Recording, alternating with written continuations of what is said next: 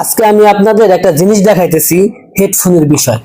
এই যে দেখেন, এটা হচ্ছে ইয়ারপড, আর হচ্ছে এই যে একটা ইয়ারপড। এটা হচ্ছে দুইটা ইয়ারপড, দুই কোয়ালিটির। একটা হচ্ছে আপনার কানের এইখানে দিবেন, আর একটা হচ্ছে কানের ভিতরে ঢুকাই দিবেন।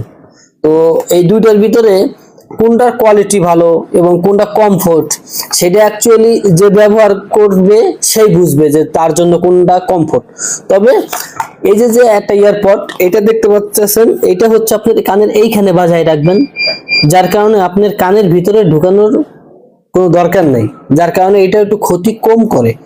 তো এটা হচ্ছে বেস্ট।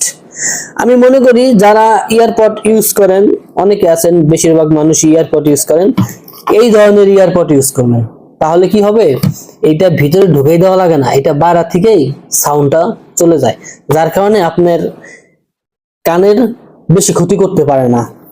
তারপরেও আপনারা যে যেটা ব্যবহার করে কমফোর্ট ফিল করেন, সেটা সেটাই ব্যবহার করবেন। তবে একটা জিনিস, ইয়ারপড অ্যাকচুয়ালি ব্যবহার না করাটাই বেটার। তারপরেও যদি করেন, তা আমি মনে করি এইগুলা ব্যবহার করা ভালো, বুঝছেন? এইগুলা ব্যবহার করলে আপনার কানের জন্য ক্ষতি কম হয়। ক্ষতি তো হয়, কিন্তু কানের জন্য ক্ষতি তুলনামূলকভাবে কম হয়।